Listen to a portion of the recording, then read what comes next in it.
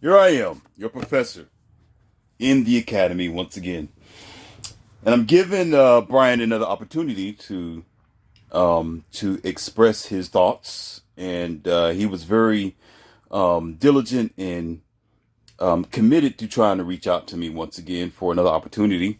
I know that he kind of he didn't represent himself thoroughly in his thoughts in the first audio.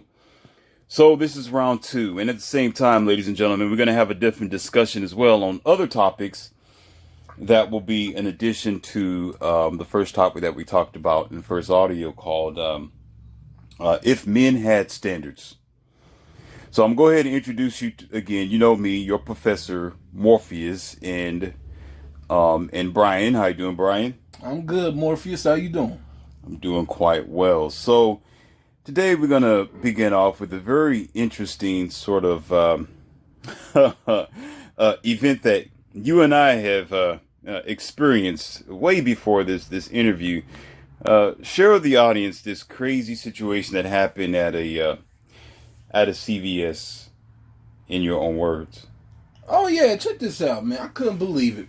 I'm over here, like I was doing my old job. This is my old job, right? And I'm at my job. I'm ringing people up at CVS, and this couple comes up to the front, and yeah, it was a young, like teenage couple, let's say look like they're in their 20s or whatever.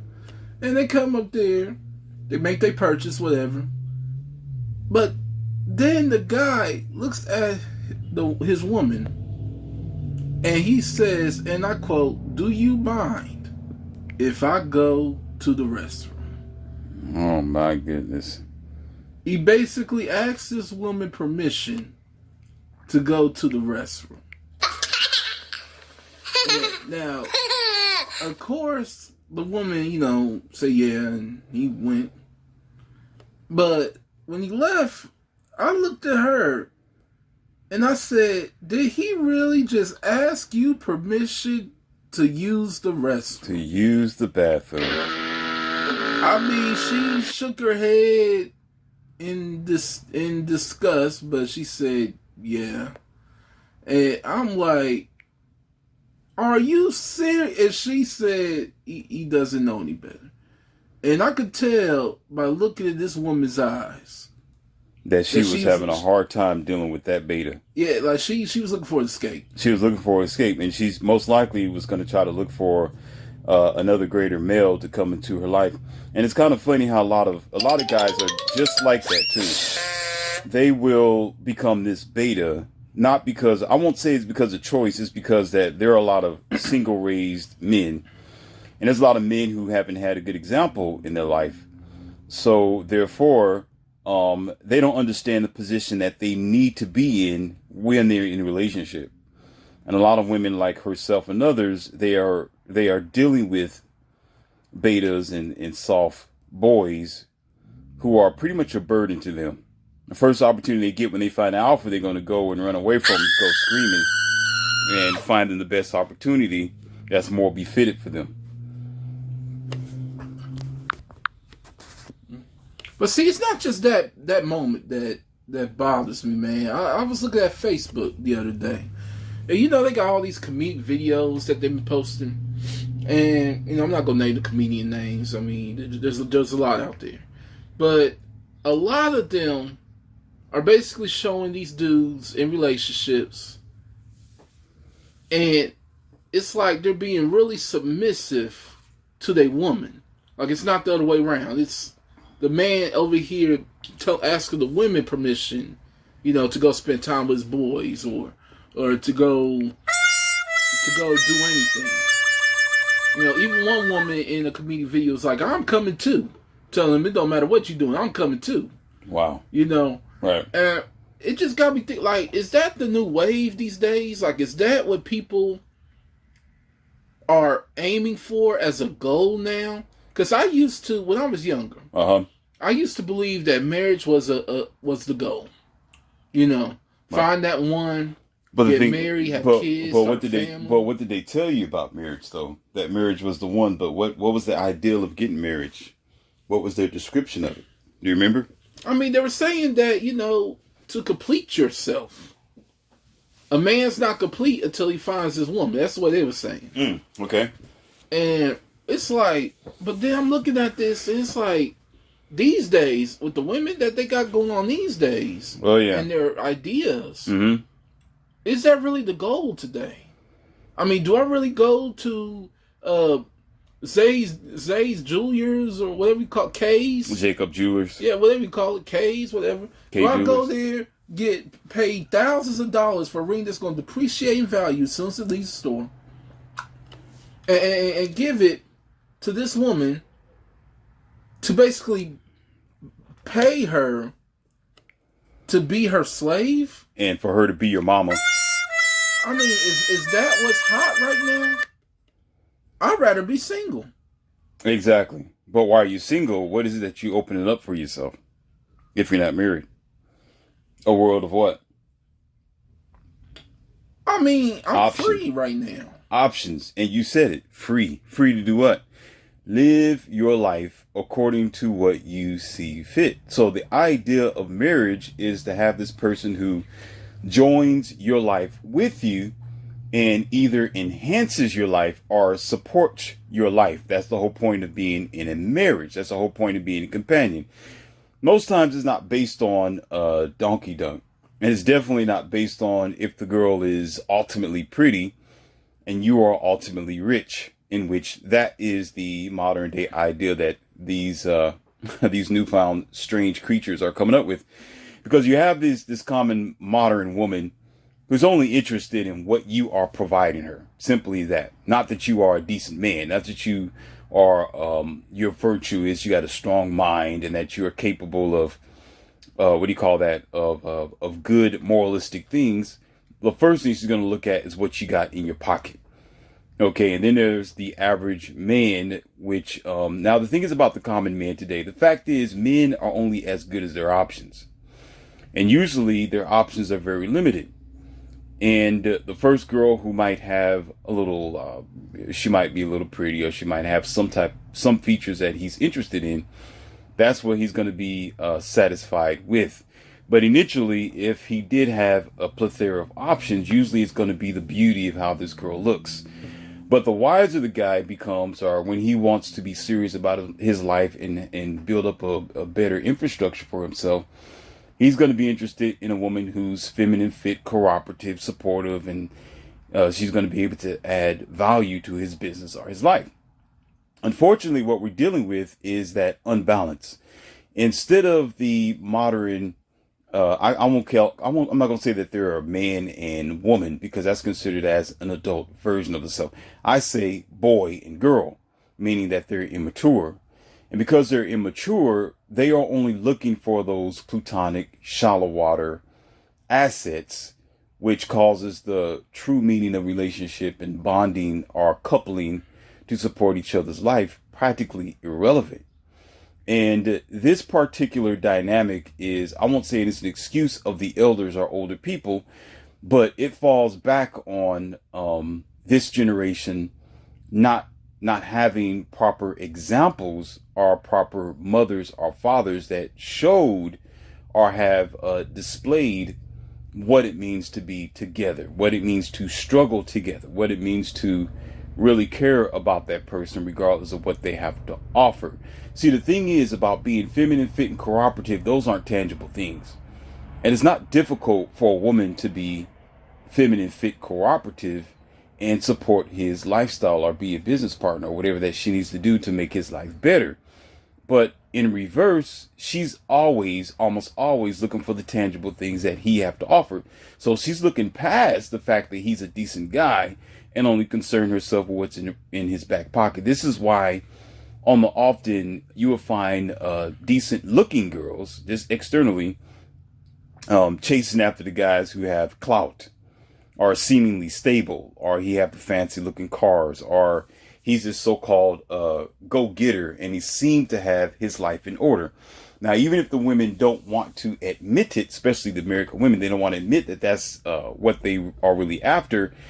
Eventually, once you begin to see their lifestyle, you begin to ask them questions like on Canvas Samuel's channel and others, you begin to realize that yes, she's mainly interested in the tangible items, because you can be a good guy all you want to. You can be a provider. You can be this guy who loves children. You love pets. You donate to homeless people all you want to.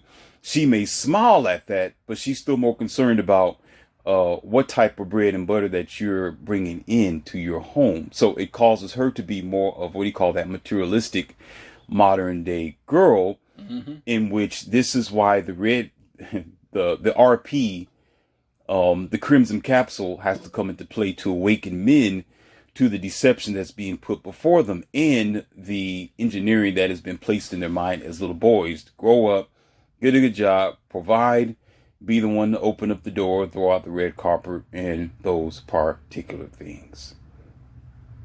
Okay, that makes sense.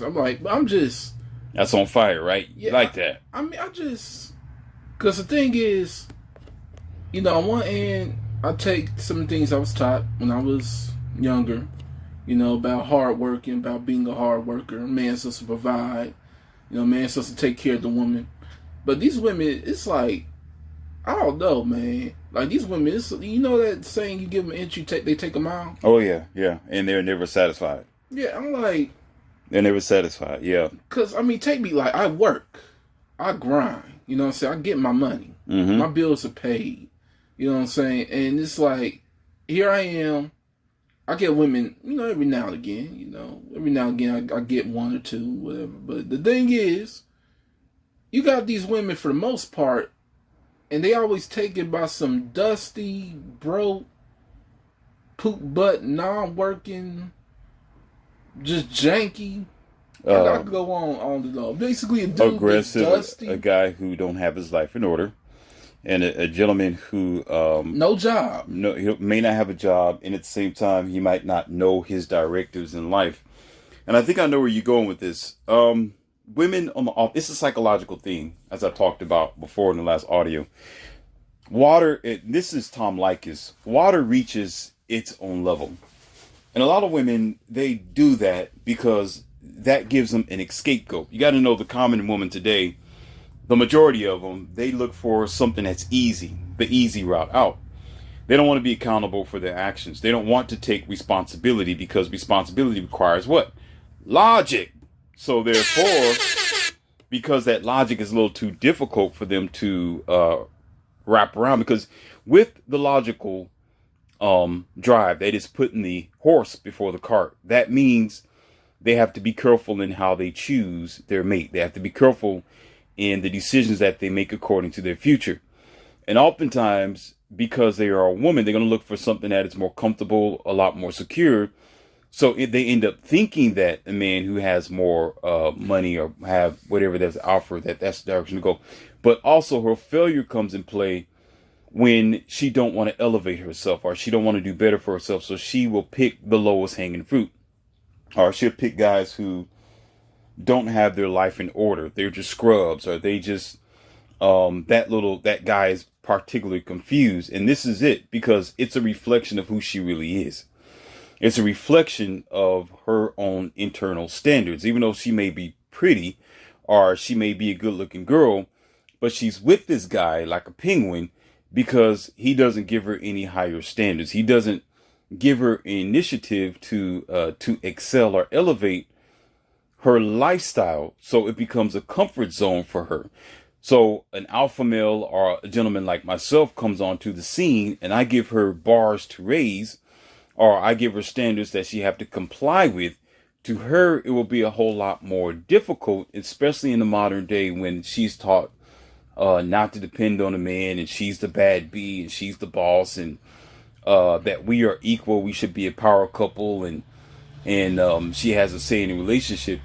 There's a thing with that in the middle of all this. It's called submission. It's called submission. Mm-hmm. What she really needs to be submissive to is logic, if you get what I'm saying, or adjusting her lens to realize, yes, she should do better for herself, but at the same time, she shouldn't put herself in a situation where she's just looking for the most comfortable, the most cush, the most secure out or way out of her situations, because that's where she ends up getting in trouble. So if you look at the two pendulums on each side, one side you have this dusty guy who, well, you can call him Dusty, but you got this guy who's not doing anything for himself. And on the other end, you have this guy who she expects to make 6 figures a year, be 6 feet tall and be like a basketball player and have all these clout and prestige and things like that.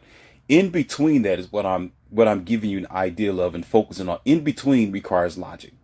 The balance, the universe requires balance. Balance requires understanding that you don't need that she don't need the vanity. She don't need this guy who's for a millionaire or multimillionaire, because for the fact is everybody wants that multimillionaire. But at the same time, the most modest of men are the ones who are more proper for her, aren't men who've been chasing the bag like that all the time, are men who have a full establishment, because those are rare. You see, so she has to be ready, she has to be steady, and she has to be prepared.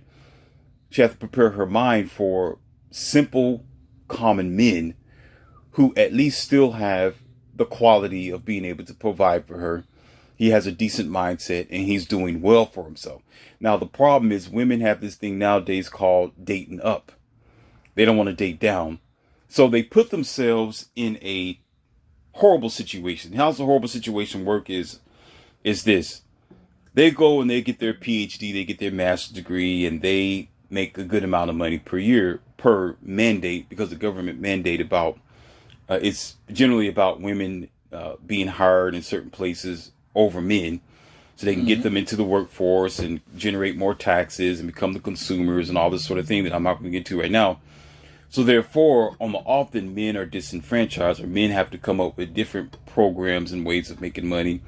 And they'll stay with their blue collar job, or they'll go out there and they'll be the electrician, they'll be the mechanics, they'll be the construction work, and this goes on with that. So they still make themselves a very wonderful pillar of the society. But at the same time, women aren't looking at them.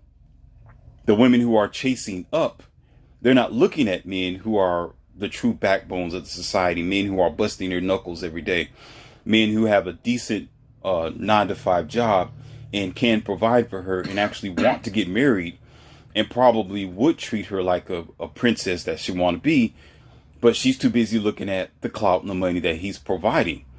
So because she's this master degree type of girl, this PhD sort of entity, she won't look at that. So she puts herself in a rut. So what ends up happening, if you continues on, so you have a high unrealistic expectation of society, which first of all is rare, and at the same time is unbalanced.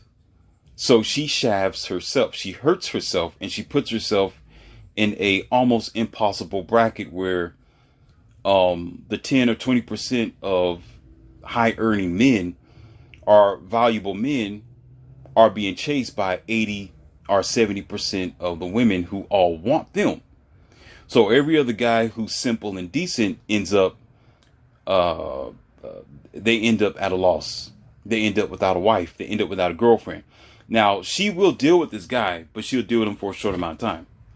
And what she'll do is the game plan that they'll do. Let's talk about it. The game plan that women would do is keep their options open. Oh, here we go, ladies and gentlemen. She'll keep her options open. How does she keep her options open? Facebook, Instagram, social media of all kind, Twitter, Plenty of Fish, Match.com. What she does is, if there are men who have a somewhat of a potential, or he's interested in her to the point where he can wait in her friend zone, which I consider them to be simps and blue pill betas, there's plenty of them. He's willing to be her friend, that she want to call her friend. He's not her friend, basically. Ladies and gentlemen, a man who is with a woman and they are not in a relationship, they are not intimate, he's not a friend, he's just a wolf waiting for his turn. He's a man waiting for his turn. I don't know about that. Now, come on, Morphe. So I'm gonna let you hold on. I'm gonna finish this, and I'm gonna let you come back at me, okay? So the purpose of a lot of her social media is her power. It's her magic wand. Because if she keeps her options open, she's keeping that open for a better opportunity called hypergamy or jumping on the next fence. So when she's with this guy who may be a simple, common guy working a decent job and he's able to provide and he's moral and all that pretty good stuff, as we just discussed, it's never truly good enough. So she's going to prepare herself to not only pick on this guy, but she's going to prepare herself to still be on sale. How does she still on sale? While she's with this guy, she has social media. She have Instagram. She have Facebook. And she's advertising herself. She's advertising her bikini. She's advertising her tattoo. She's advertising her body. She's selling her body to a degree or percentage to the outside world to let everybody know, hey, even though I have a boyfriend, it don't matter if she kind of posts them up on Facebook and say, hey, we're together. She's still putting her body out there. She'll still do these old sexy time pictures where it don't matter if she's with someone. The way the world operates is by stereotype or by what they see. So she's still putting herself up for men to lust after her. So her opportunities is still available for her. So should a high value man come along, even if he won't come along that way, I'm sure he won't, but should he come along, she feels or thinks that she will have an opportunity to jump on that bandwagon. This also includes why the divorce rate, the highest percent of divorce rate being 75 to 80% of the time, is initiated by women based on 100% excuses. Any type of excuse. If they're initiating divorce 80% of the time, and if you listen to them on other platforms, or if you listen to them and you have a conversation, there's always some small excuse. Every woman say, well, it's because he did this. It's because he was like this. It's because he changed. It's because he was an alcoholic. 80% of them. 80% of them. But they never stop to think, well, they chose this guy. They consciously chose to be with him or to get impregnated by him or to marry him. So again, they want to escape accountability, point the finger at this man, while they're also keeping their options open to make an excuse to jump on the higher bandwagon. Okay, but I gotta backtrack because you talk about the friendship tip now. Okay. Just because you don't have female friends, I mean, I got female friends, man. Like I got some friends that are female. One in particular, I'm not gonna name her name. Because she's married now. Okay. But me and her been friends for like, man, since I graduated high school. Okay. So I find that you and Steve Harvey both get kissed by. Okay, as a matter of fact. Oh no, let's go ahead and deal with this. Okay. Let's deal with this. Let me show you something. Friends. I mean, I got friends. Okay. Hold on to your beta belt because I'm getting ready to get started. Beta belt, yeah. There you go, Charles with the digs. All right, ladies and gentlemen. Let's go ahead and have a conversation with the beta. All right. First of all, Brian, where the beta at? I am, and I can say this with 100% confidence, regardless of anybody else's opinion. I know this by study. I know this by practice. I know this by experience. I know this by my lifestyle. I am an alpha. Okay. As an alpha male, I have the pick of the litter. Mm-hmm. When I walk into the room, I can't say the word. It don't matter whether she's married or not. Eventually, she's going to lay down and say, sir, I want you, because of her hypergamy, because a woman knows the difference between a beta and an alpha. Now, getting that out of the way, the reason why I say that is I have a decision and a responsibility to myself as an alpha male, not only to be the lead, but to know what time of day it is, because as an alpha, I'm always targeted. As an alpha, I'm always challenged. I'm always in a position where I have to ask, why is this person in my circle? Or why does this girl have to get after me? I know specifically that she's interested in what I have to offer, or she realized there's a higher grade of male here before her. And I'm not saying I may be that higher grade. It could be another higher grade male. I'm just saying, I know that I would either be wasting my time or there's going to be a future prospect. What that means is, am I going to bring her into my circle where she's going to be an asset to my life? Now, that's not the same of her saying, well, she wants a man to pay her bills and buy this stuff and rings and stuff like that. The vanity part, these are things that can comply without money. You know, you're just spending your energy, you're just being feminine, fit, cooperative, blah, blah. Those are mental, morals, and, you know, internal type of things that don't cost much, but a little bit of time. Now, here's the thing. Because I know my nature. Number one, that's why I said I'm an alpha. I know who I am. That's the key. I know by experience and my nature. When you're around woman and man, why are you together? What is the initiation? The initiation is, what is the purpose? You got to know women love attention, number one. Mm-hmm. They don't need to donkey dunk with you in order to feel good by you. Just the fact that you are there validates them. There are some women who love chaos, and chaos is what makes them feel like they're validated. Some women don't care, but here's the thing. Their nature is based on being a socialite. They like friends. They like flowers. They like socializing. It don't matter if it's a chaotic type of socialization. They will still bond themselves with it, even if it hurts them. There are some women who enjoy being around women. They will talk about, it may be their sister or their friend, their girlfriend.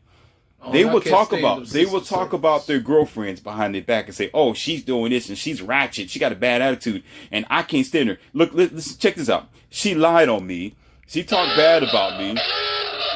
She went out and talked about me behind my back, and she stole my dress," or any other type of thing, or something like, "Oh, she was calling my car dirty, and or she cheated with my boyfriend behind my back," whatever the case may be. And she will promise you that she's not talking to a girlfriend, that she don't like her, but she would keep going back. A week later, she'll keep going back. Or she'll say, "Oh, I don't talk to her no more." And a week later, she ends up showing up at the door with that same girlfriend by her side because of chaos, because of attention, because of the social attention that these girls are getting.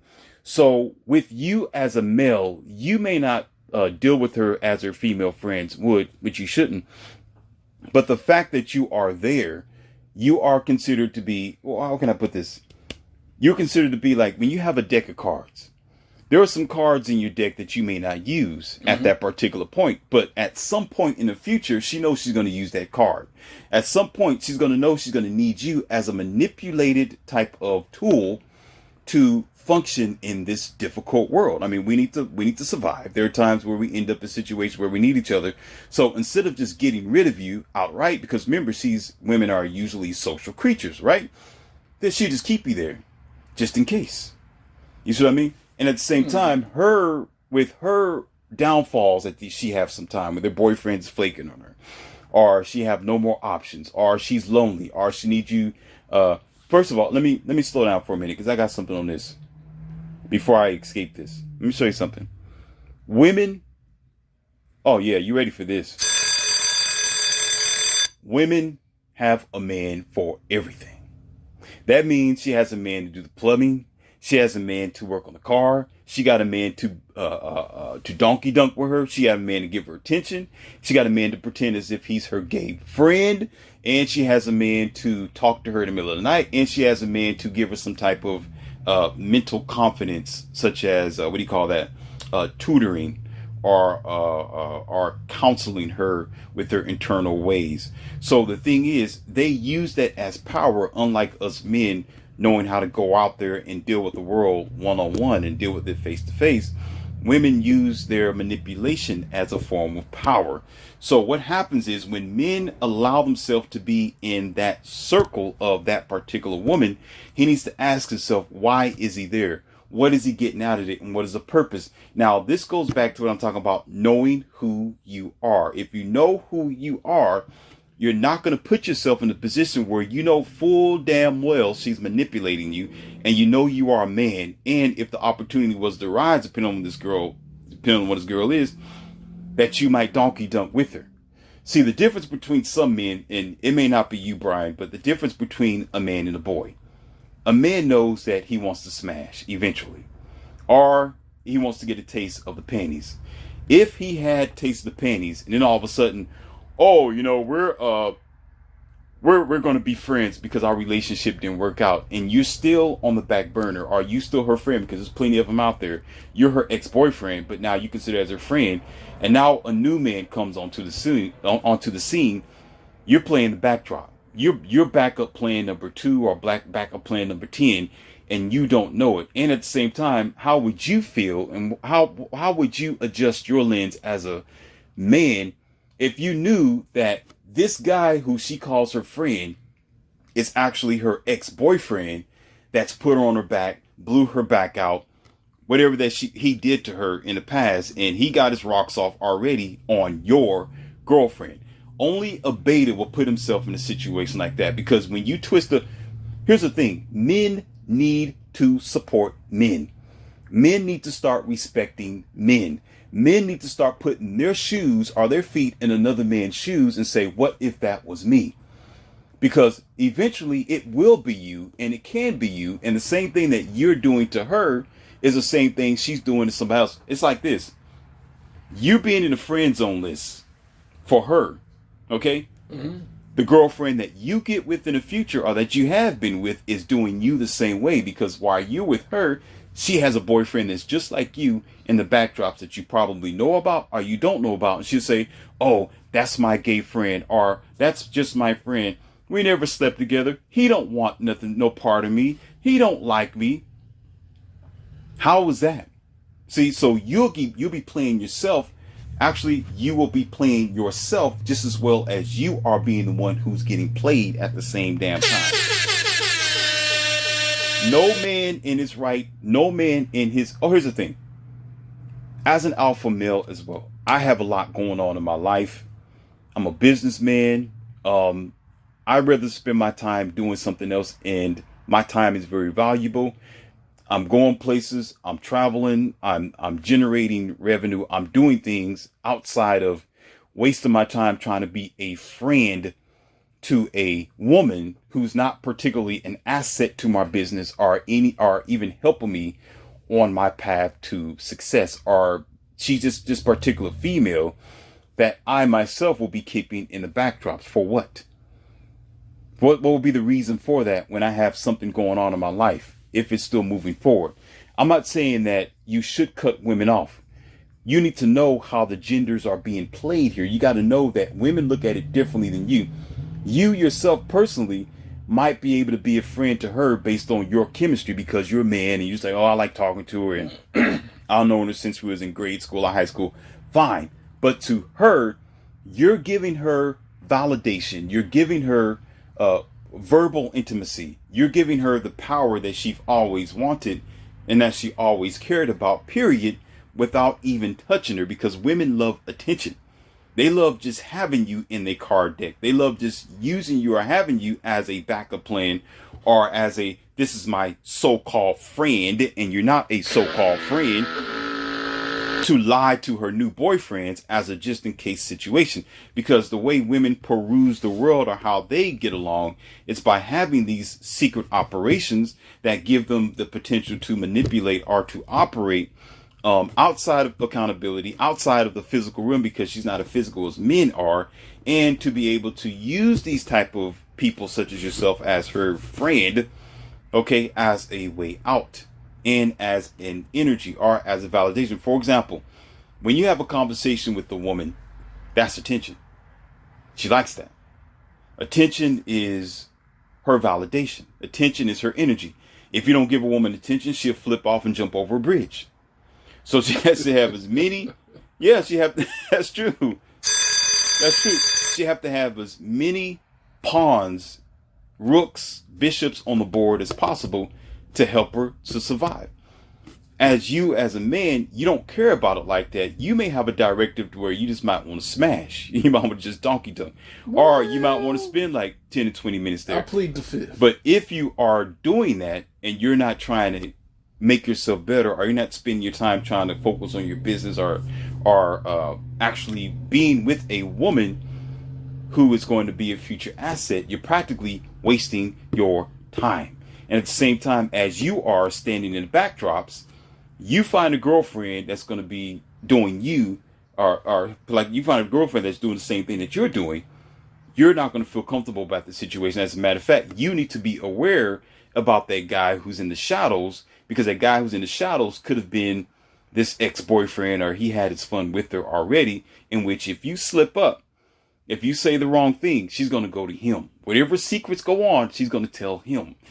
If she have a secondary question or she's curious about your relationship, once the boats start rocking, Brian, she's going to start talking to this guy and tell him everything about your business. And she's going to start bridging her assets and her investments over there, emotionally or otherwise, and leave you in the lurch. You got to understand, women, when women they cheat on, here's how women operate. Before you realize you are at the end of the relationship, she already moved on. She already moved on. She's already with another guy in the last 2 or 3 months that y'all been together. She's been with somebody the entire time. You never knew anything about him. She was talking to this guy. That guy, she said, was my friend, just like you want to be. That guy was, oh, he's gay. Don't worry about him. Or, oh, he's my coworker. He's fine. Don't worry about him. He's married. He don't look at me like that, as if she knows how a man looks at her. She's a female. Never stepped foot in a man's shoes in her entire damn life. But she thinks that this man don't want to smash her. But the moment she say, hey, baby, come on, let's go. I'm ready. I'm wet down. Let's do it. She know full goddamn well that he's going to do it. But she want to pretend ignorant that this guy is not a problem to the relationship. No, she know that internally. She don't want to admit that. That's a form of her nature that women needs to battle because of her manipulation skills. No, these guys are there because they are a backup plan no matter what. And you as a man should never put yourself in a position where you allow her to have guy friends, because these guy friends are going to be the problem that you're going to have to deal with in the future. Do not take dating advice from women, period. Do not hear when they tell you, oh, he's just a friend. Bullshit. No, he's not. Oh, we never slept together. He don't look at me like that. Ladies and gentlemen, he is a man. And if he got any type of marbles between his leg, whether curiosity or not, he's going to be curious, because men think about that almost all the time, around the clock, every day. And she knows this. So what she want to do? On Sunday. She wants to play. That's right. She want to play stupid and keep him on the back burner. So it is not wise for you yourself. And if you put it like this, if you want to be the friend in her circle, why would you be the friend when you need to be taking care of your own manhood? As a man that I am, if I'm going to be a friend to a woman, it won't be a friendship. She's going to be an asset to my life. Most likely, she's going to be this girl that I'm smashing. Or she's going to be girlfriend number 5. The world may not know it, but she knows she's girlfriend number 5. That's why we socializing. I'm spending time with her because she's girlfriend number 5. She's talking to me because she's girlfriend number 5. When I come onto the scene and my 2 girls would be standing there, I'm not going to sit there and say, no, they're my friends. I'm going to say they are my girls. That's what I'm going to say. They are my girls. So if you're doing that and you're saying, oh, this is my friend, that means you're a beta. That means you're a beta. You're blue pill, because what are you doing when you need to be the leader of the relationship? You need to be this guy who cares about yourself. You are the prize. They're not the prize. You are the goal. They are not the goal. You should be the one to say, oh, girlfriend number 1, 2, 3, 4, 5, 6. I know why they're here. And while they are here, I'm getting something out of this exchange. I'm not sitting here like a little girl. Little girls gossip. Girls, that's a girl thing. When you have a guy friend and a girlfriend, and y'all just sitting there just chattering just for chattering, what the hell is that? That's a female thing. Women do bull crap like that. Not men. Men don't have time to be sitting there conversating over what? If you're not conversating to create something, to build something, to talk about politics or build an infrastructure, if it's not business based, why the hell are you talking to her? I don't want her to say nothing. We got 2 things to talk about. Bedroom right now. That's it. That's it. We ain't got nothing to talk about. What am I talking about her for? What? I'm like, hey, you know what time of day it is? Oh, Alpha Morpheus is coming over. Everybody leave. As soon as he come by, I already know what time it is. Well, what are we going to talk about? Now, we can talk about the future. Yeah, we talk about that. We'll talk about what we're going to do to make our house better. We're going to talk about infrastructure. We're going to talk about how we're going to build our home. What bills need to be paid. How are we going to lick these envelopes, and how are we going to buy our cars? How are we going to build up our infrastructure. We're going to talk about that. But guess what? I'm getting something out of it. I am building my future. I'm building a life with this girl. I am creating an asset to deliver myself. So therefore, I'm not sitting there wasting my time chattering. I'm not becoming a friend or an asset to her. She's becoming an asset to me, and she will be taken care of. So hold on. Now going backtrack a bit. So you never had a female that you went that route. Y'all went to the bedroom, whatever. Y'all did whatever. Next thing you know, y'all just realized We weren't going to work. Yeah, we're just cool. Here's the thing. I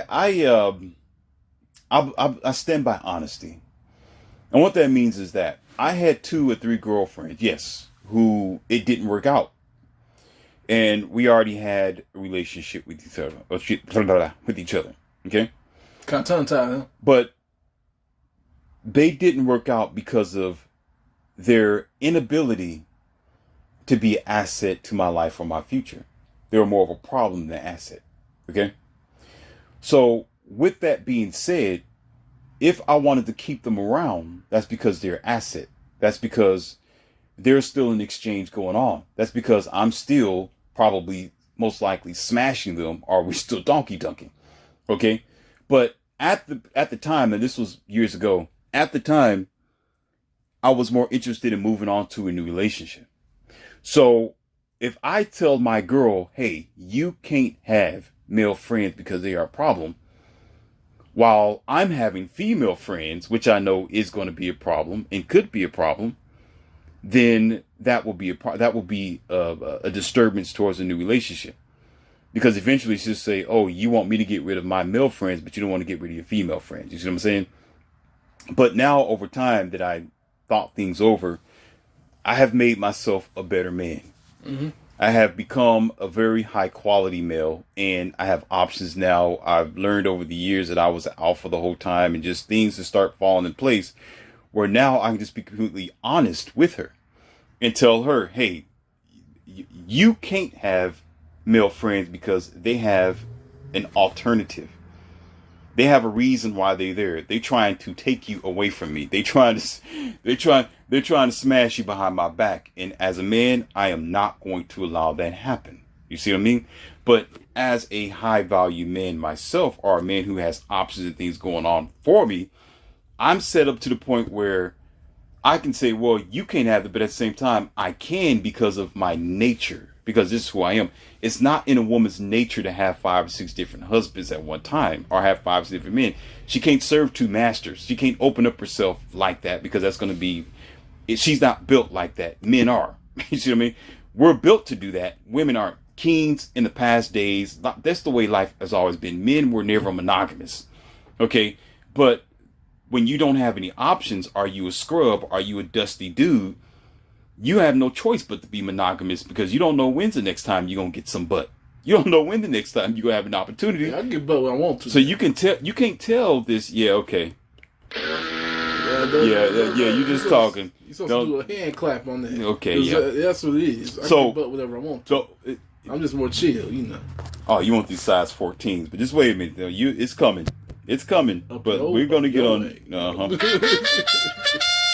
So right. here we go. Say charge. So anyway, ladies and gentlemen, so he doesn't know his worth. He don't know his potential. So he have to abide by the modern day way of handling relationships or adjusting relationships. So it's him going from one boat to the next in a singular fashion, monogamous to monogamous to monogamous. I don't have to do that. I can choose. So out of 10 women, if I say, hey, you're my girlfriend number 1, girlfriend number 2, girlfriend number 3, let's rock the boat. Let's go. Right? There's going to be a few who's going to say, oh, hell no. What the? Oh, hell, what the? Oh, no, I ain't getting down. That's fine. That's fine. Because check this out. There's going to be maybe 3 or 4 of them out of 10 that's going to say, let's go. Yes, I can do this. And I can provide for them. And we'll work it out. We'll live. We'll function. We have a good time. Whatever the case may be. So, as I continue on in these relationships, or I continue on with her, it's not going to stop. If I'm with her and her alone, there's still going to be about 10 to 20 girls who are going to be like, hey, I want to be there. Hey, what do you do? Oh, you look good. Let me, hey, my turn.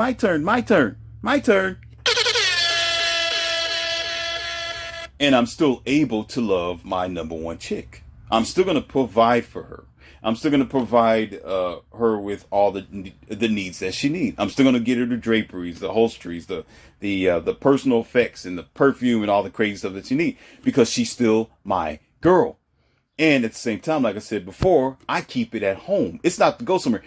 It's kind of difficult to talk about it. It's more of a protection sort of thing than it is me going out there and getting with dirty girls who have the potential to give me the itchy scratchy, or she had the potential to say, oh, I got 2 guy friends, you got like 4 girlfriends, so yeah, let's go do the thing. And I'm gonna tell them, no, hell no. Here's the door right there. Take your little rusty fake Gucci bag and your fake nasty makeup and your horse hair and get the hell out of my face. I ain't got time for that BS. Period. And Sarah's gonna be next to me. Brandy's gonna be sitting on the couch. And Dashe, she's gonna be sitting right between my legs and go, yay! Get out, B. We don't need your trash here. Because that's gonna be a problem for my infrastructure. That's gonna be a problem for my health. That's gonna be a problem for my girl's health. So you keep it at home. Morons, listen, help. Oh, here we go. Listen carefully, ladies and gentlemen. Listen the hell up to this one. Oh, I'm on fire. Hold on. Let me take my drink. Hold my goddamn beer. Beer, man, stop playing. You know you drinking that Steve's. Oh, that Steve antioxidant brew, huh? I want them to think it's beer. I'm not gonna drink beer right now because I really get started hot and heated. Check this out. What moron, beta, blue pill, soft retard, mama rays, bucktooth, stanky retard, ratchet ass, underarm, bad breath, upside down, crocodile breath looking dusty dudes. I can't even count on both hands. It was like 3 hands. I'm gonna tell you what they do. Because they're, first of all, non-monogamous by nature. Because men like variety by nature. Because a lot of these blue pill beta simps don't know how to be honest and tell it like it is and to tell her exactly what he wants in the directive. They'll cheat behind her back. While he have this main chick at home, he's bouncing with the chick. Listen, he's bouncing with the chick up in Chicago somewhere. Or he have 2 other different girlfriends around town somewhere that his main chick at home don't know anything about. And here's the dumb thing, America. Listen carefully. This dummy, instead of bringing it all home, instead of being honest and owning this infrastructure, instead of making it safe, instead of making it compatible for his life and for them, for the girls, for the ladies, setting them up to where they can be financially stable and they know where daddy is. Okay, basically, okay. He will smash them and come back home and give his main chick an STD. Why is this? He'll go and get herpes and come back and give it to his main chick. Why is this? He'll go and get another chick pregnant or seemingly pregnant and come back home to his main chick. Why is this? Because when he turned his back on the river, those girls was messing with other men who inevitably impregnated them or gave them a disease or an STD that he can now not get rid of because he was too beta not to put it together. He turned his back on his valuable assets that could have made him a better man, or actually could have just supported him. But because he couldn't put it all together, these girls was like, okay, well, okay, he's going to come up here to New Jersey. And he's going to smash me for about an hour and a half on a Friday or something like that on Saturday. And then he's going back to California in the morning, or he's going to be leaving tomorrow. So he's going to be here. But guess what? I already got a guy for Monday, Tuesday, Wednesday, Thursday, and Friday. Dummy. So guess what happens? So she get herself impregnated by this other guy around her town or in her local area. Okay, and that blue pill simp, when he's over there in California, wherever he is, with his main chick, don't know about it. He goes back up there to New Jersey. The girl's gonna say, I'm pregnant. This is your baby. And guess what the dumbass is gonna do? Oh, well, we need to get a paternity test, and I don't know, let's figure it out. Oh, maybe I'll just wait for 9 months. I guess I'm just gonna take care of it. Or, because we're so unlearned, blue pill simps, okay, guess what we do? He's gonna go right back down there to California and tell his main chick, baby, I think I have a child on the way. And change his entire life, or ruin his entire life, or he might break up with that main chick to go all the way over there to New Jersey and be with that other chick whose child do not even belong to him. Dumbass. Maury's the best friend. Not to mention, what you say? Best friend. The best friend. Maury's your best friend. The best friend. The best friend. Don't worry about him. He's my best friend. While he's up there visiting her. Oh, you ain't been with nobody, baby. No, I'll be waiting for you to come back up here in New Jersey. She ain't waiting for. She's not waiting for nobody. She's not waiting for your ass. She's not waiting for you. When you gone for a month, she's gonna be occupied for a month. There's gonna be some who might use a condom, some who will not. But whatever she gets, she's gonna give it right back to that California moron. Right back to that guy who thought he was being a pimp because he got 5 different girls all over town, all over the city. Absolutely the hell not. With my girls, they're gonna be sitting right there in the front room. Don't go to hell nowhere. I'll be like, nah, woman, no. I wish you would. Oh, I got a boyfriend, and you go ahead and pack your bags, get out. Deschanel, get her and put it by the door and tell her to get out. She don't want to, call 911 because it's getting ready to get ugly and ratchet in this piece. Tell her to get going because my safety, my manhood, and my health is important. I didn't come into the game with anything, okay? Therefore, I'm not going to leave with anything. That's the way that it works.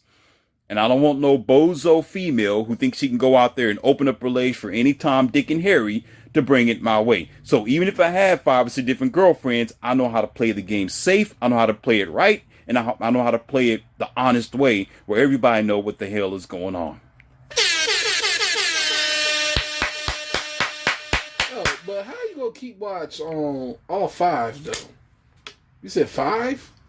How you gonna keep watch on all 5, man? You only one person, like yeah. See, I think we had this conversation in the last audio. And I want to bring clarity to you with this. I want you to understand something. And it's not a shot at you, okay? There's a thing called expectation. There's a small-minded individual and there's a broader-minded individual. Number one thing, if there's a will, there's a way. When you want to be with somebody, you know where they are. Just think about this. If you have a girlfriend, you know what's going on.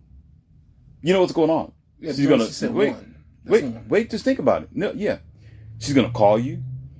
You know she's going to the store. You'll know if she's coming back. Whatever's going on, you got communication going on. What's the difference between girlfriend number 1, 2, 3, 4, 5? They can do the same thing. You got a goddamn cell phone. You got email. You got social media. And at the same time, they're your girls. How could you not know where they are? The moment you don't know what's going on, you need to be suspicious. You need to, Sarah, bring her in here. We need to have a conversation about this. We need to talk about this. What's up? That's your task. When you think small, you only get small. See, I look at it like this. In the past, kings used to have let's say 12 wives, okay? It was a form of wealth and a form of infrastructure because they had things to build and they had a town and a city and they wanted to spread their own stuff like this. But at the same time, there was a rule to how you do things. There was a communication to how you deal with that infrastructure, whereas it tells what type of a capable man that you are. If you are a weak man, you're going to be a one-sided individual, like somebody who has one car. You got one car, you got one house, you got one girlfriend, you got one dog, you got one. Everything is ones for you because you can only handle ones. You can only handle that because you can't think of the bigger picture. Men who, okay, it's like, okay, let me give you a better example. Let's say that you was a multimillionaire and you got several banks. You got several real estates. You're thinking big instead of you owning one store and say, oh, I just got this clothing store and that's it. No. You're going to be like, no, I'm going to own the clothing store. I'm going to own this over here. I got one in Chicago, one in New York City. I got one in Washington, D.C. You have all this because you have a broader mindset. You got a bigger picture. I'm thinking about the bigger picture. And there's no such thing as impossible. If there's a lack of communication, that means she's not trying to communicate with you. And you need to be worried about that because there's no excuse. That's why I brought up, can you communicate with this one girl? The same thing that you're doing with that girl, y'all talking, you're adjusting yourself, you're functioning. That's the same thing as one girl, number 2, number 3, number 4, number 5, number 6. Because you still got a cell phone. You can still, hey, how you doing? So, okay, I got that. Okay, so, okay, I get it. Boom, boom, boom. Okay, boom, boom, boom, boom, boom, boom, boom. And you say you're one person. This is the thing. And I made additional audio on this. Okay. I'm not talking about when you are a scrub and you have to work every day. You're busy working 12 hours out of the day. You're going to have trouble spending time with the girls. Mm-hmm. You're going to struggle. You're going to be like, oh, God, I only have this much time. They can still be with you. It'll still be fun. It's not impossible. That's another thing I want you to know. There's no such thing as impossible. Okay? Always remember that. Don't limit yourself. All things are possible. Okay? But it will be difficult because you're still struggling to make yourself financially stable. Okay? Mm-hmm. But if you're not working, you got a business, she can help you with your business. She's there with your business. She's an infrastructure with your business. That's why I said she has to be an asset to your life, not an anvil. She's adding, she's not taking away. And at the same time, she's benefiting because you're the CEO, you're the boss. So you make the money, she's going to get the money. The more successful you are, she's going to be successful. She's going to be there 24 hours, 7 days a week. I mean, of course, you're going to have your ventilation. You're going to have some space and all type of stuff. But still, she's going to be there. And if you don't have that business or the infrastructure's not there and you're retired, you got your millions, you're relaxing, what do you have to do in your whole day but spend time with them or go places or just adjust however you want to? Not to say you need to spend 24 hours a day with them, but you can. You adjust your vision. You adjust your time. And you got the time. That's the thing. If you're working every day, you don't have the time.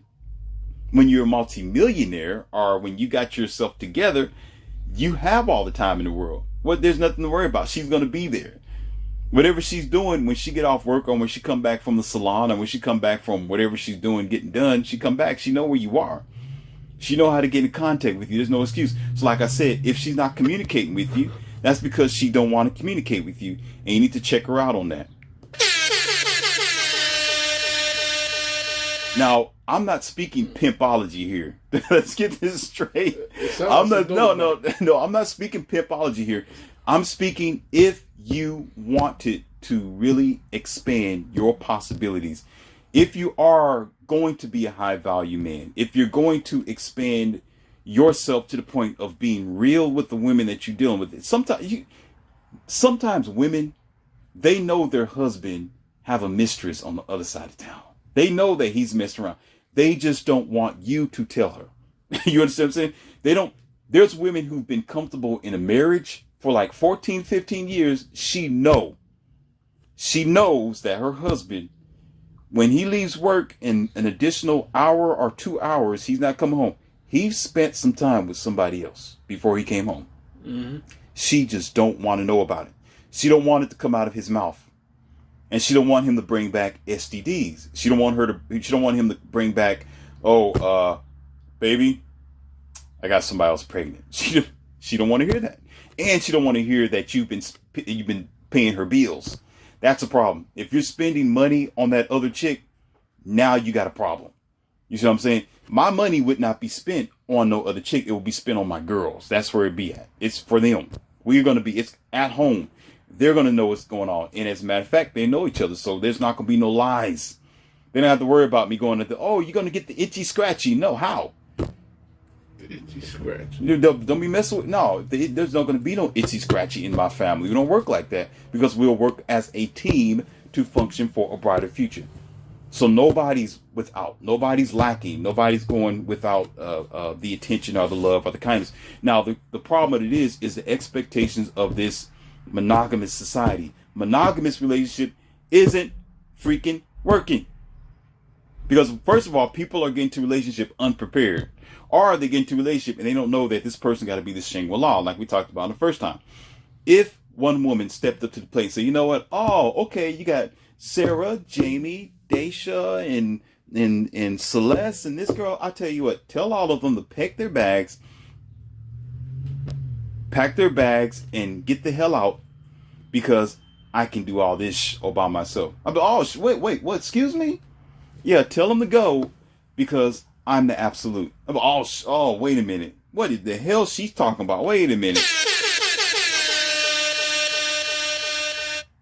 Make sure you pause after you done. But unfortunately, what I know is there aren't too many women that was raised up by a mother who prepared her to be a wife. There's not too many women who want to provide for her man. There's not too many women who want to make themselves accountable or accessible for his growth or for his success. So therefore, I'm only getting half the woman of a woman used to be. I'm only getting half of it. I'm only getting a piece of her when actually I'm trying to get the whole woman. You understand? So there barely is a Shangri-La. There barely is a unicorn type of woman. There barely is this is my dream woman that I've ever wanted to be, because I never had that. And the way that America is going, or the way that the society is going, it may not be. So therefore, I have to provide myself with the necessary means of what a woman is by the pieces that I bring together.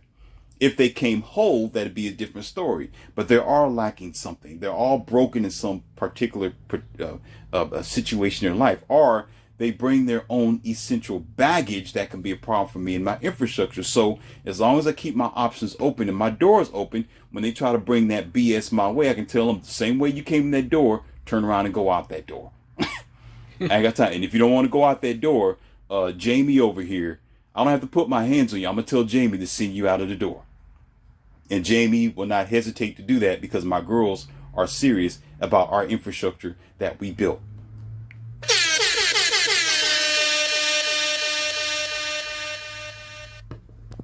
So again, that's when the possibilities are available and the doors are open to go down that path, should I choose to do so, because I'm not going to select to be limited nor a slave to the society's ideas. And back to the society's ideas, it's amazing how most people are slaves to the expectations of the surrounding world. People are slaves to opinion. People are slaves to what other people think about them, or what their churches and what their religions have programmed them to think. And it's amazing how most people they function. I'm not gonna say live, because living is a different story. They function with that even in their adulthood, and don't realize that they're operating in their pre-programmed mind, and it bleeds over to their personal relationship. It bleeds over to how they socialize with individuals, and it bleeds over to how they accept the surrounding worlds or perceive the surrounding world. So with that also tethers with the ideal of God as well. As some people say, God is a man. But the reality of it is, how can God be a man? And from this so-called God came women as well, or the animals and the trees and nature. You can't produce something that's not within you. What's your thoughts on that, Brian? I'm like, first of all, you over here talking about my God right now. Hold on. Yeah, we can talk about women all day, but my religion, I'm a little touchy on that now. Okay, you talking about my God. First of all, my God was a man, because a man wasn't mentioned until God made Eve. Okay? It says he.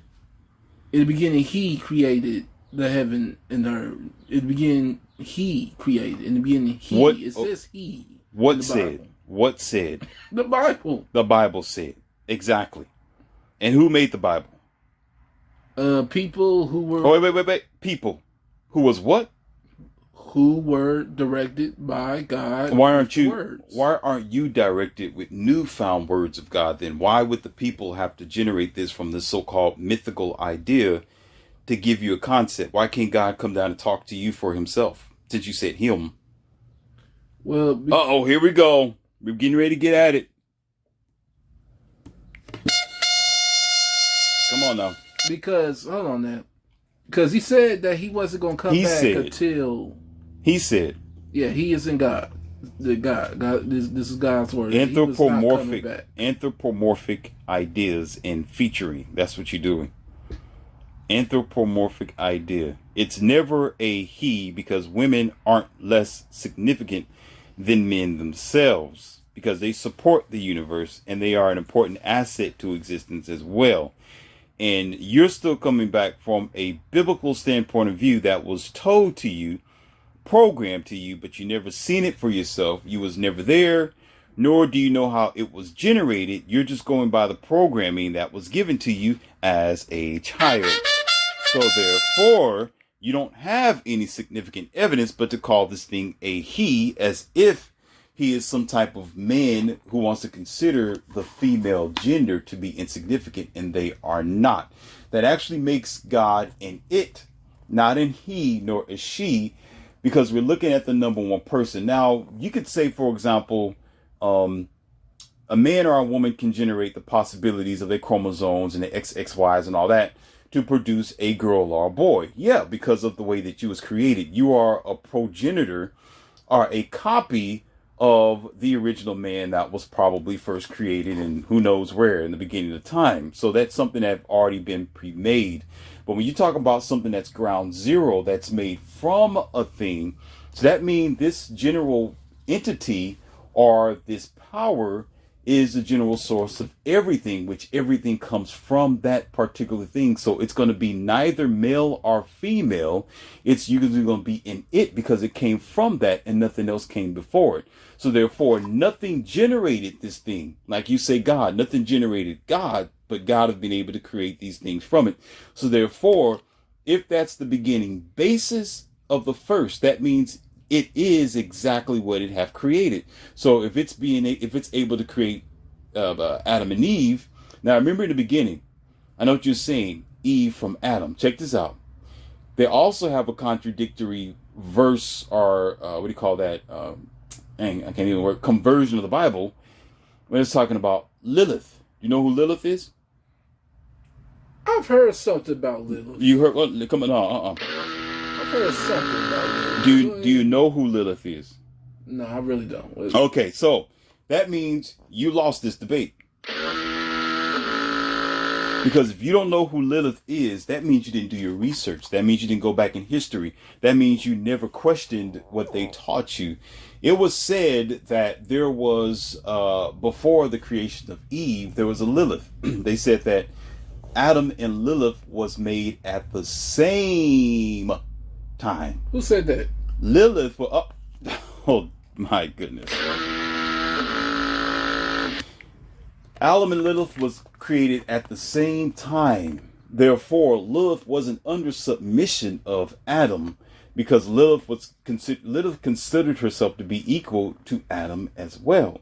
But because Lilith wasn't submissive, Lilith wasn't a follower. Lilith wasn't going to be a listener or a compromiser or something like that for Adam.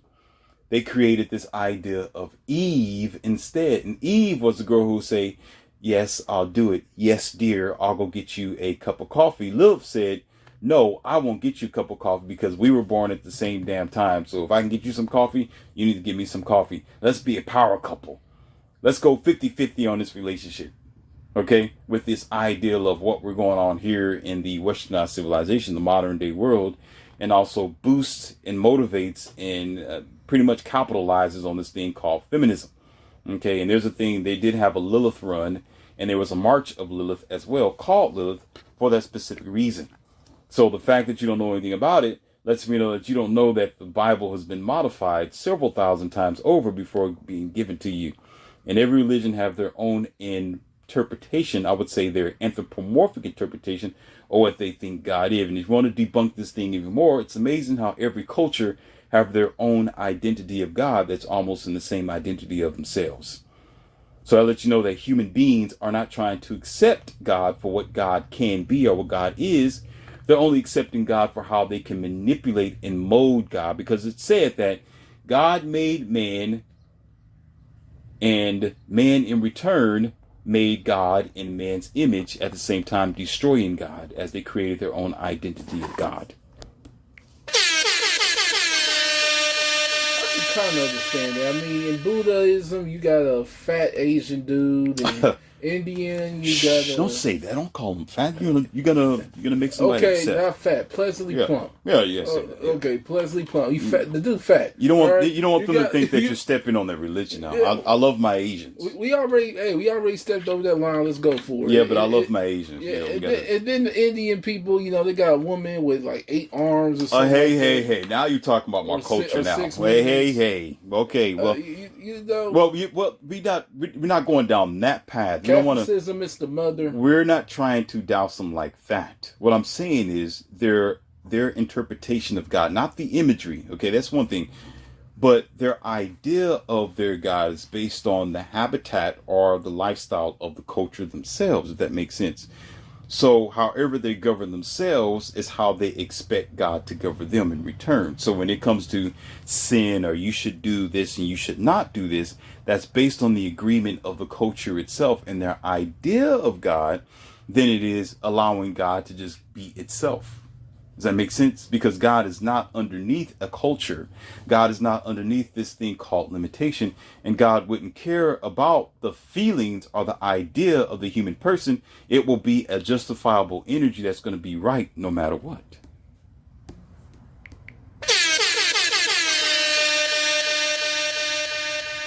So in truth, that lets us know worldwide that human beings in total aren't trying to accept God for what it is by nature. They want to modify God to comply to their modern day life according to how they feel, not based on what it is. See, I've never referred to God as it. That's to throw me off. The it. Referring to God as why? It. Why wouldn't it be? Everything came from it. Just think about it. That's going to be... You think God had feelings? That's anthropomorphic. You think God's going to be upset? You think God would be offended that you say, oh, you are an it? It don't mean a bad thing. It means you are everything. That means you are that. That means everything came from you, so that makes you it. That makes you that, or that makes you an energy, or that makes you this sort of great entity, this beginning force of the it. The it would be all things. So it wouldn't be male or female. You can't say God is a goddess, because a male came from God as well. So you can't say that. You can't say God is a male because females came from God. So you'll be more like it. Or okay, how about this? You're going to like this one. Class is in session, ladies and gentlemen. As a man, you are responsible to label your life for what you think it is. Mm-hmm. Why are you naming things what everybody else name? Why don't you name it for yourself? Think about that for a second. Why don't you give your idea? Why don't you name it according to what you want to name it, not what somebody else tell you that it is? Like, for example, somebody say, oh, this is a cow. Just a small example. That's a cow over there. You'll say, yeah, you call it a cow, but I'll call it a black-white mammal, or I'll call it a moo-moo. Just for the sake of it, I call it a moo-moo. They be like, why you call it a moo-moo? Because I want to. Oh, it's a cow. Oh yeah, I know what it is, but I'm calling it that because that's what I want to call it. You call it a cow, that's fine. I know universally most people call it a cow, but I want to call it a moo-moo because I want to call it a moo-moo. I don't give a damn about what you think it is. You can name it however the hell you want to, but I'm going to call it a moo-moo. It's funny because every time you say that, it reminds me of this 5-year-old that I heard talk about when the 5-year-olds drinking milk. They're talking about drink the moo-moo. It's just like that. So I don't know. It sounds kind of childish there. I mean, I know Uh-huh. you try to do Yeah. some kind of Yeah. example, but Beta. What I'm saying, this is the most simplest version of the expression I'm giving you. What I'm saying is take charge of your own life. Break the programming. Everything that's been given to you is based on outer other people. You need to create your own. You need to etch your own footprints in the stars. You label it for what it is. Okay, when a person becomes a CEO or inventor, or they created something like Microsoft, or Elon Musk created the Tesla cars and things like that. Now it's becoming a universal thing. He created something out of his own footprints. Like, this is basic things like Microsoft, Bill Gates. They were never existent. If you talk about this in the old days, they'd be like, oh, what are you talking about? Electric car, Tesla, what the hell is that? But he created something out of dirt. And because of that, it was one thing that went against everything else, because he named it and he created it and he had the idea. Like some people that create gadgets, or when the iPhone came out, just little bitty things, it wasn't existent until somebody made it an existent. Nobody gave it to Elon Musk. Nobody gave it to Michael. Nobody gave it to Bill Gates. Nobody gave it to them. They had to make it. So when you go by what other people have made, somebody else tells you, oh, this is what this thing is. That's what we call this thing. You should be like, yeah, that is what it is. That's what you call it. But let me create something else. Let me take control of my own life. Yeah, my mom and my dad, my parents taught me a certain way to think and to believe, and God is this and God is that. Let me figure it out for my own damn self. Let me take a journey down the wild side of life and see what God is really all about. Let me go down there. Let me question God. Let me question the universe. Let me put my own footprints in the sand. When you do that, you are becoming the best version of yourself. You're becoming the God that any existent of a God would want you to be. Not to be some goddamn child for the rest of your damn life following everybody else. You would never get nowhere following anybody else, but you would get somewhere following yourself and what you name it to be, what you want it to be, what you design it to be, and what you think it is, what you feel it is, what you know it to be.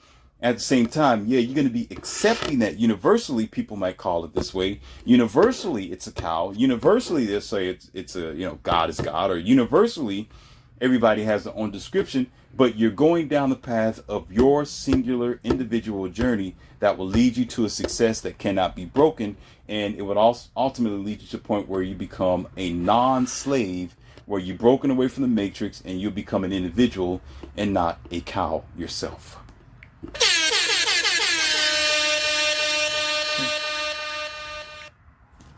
So I'm a cow because I don't question God. You're a slave. You're a slave because you don't question anything. Because you got to remember, God is the idea. I didn't say God as a person or entity spirit. I said the idea of a God. Let's be basic. The idea of a God was given to you by other people. Simple as that. The idea of the functions and the expectations of God was given to you by other people through paper and words.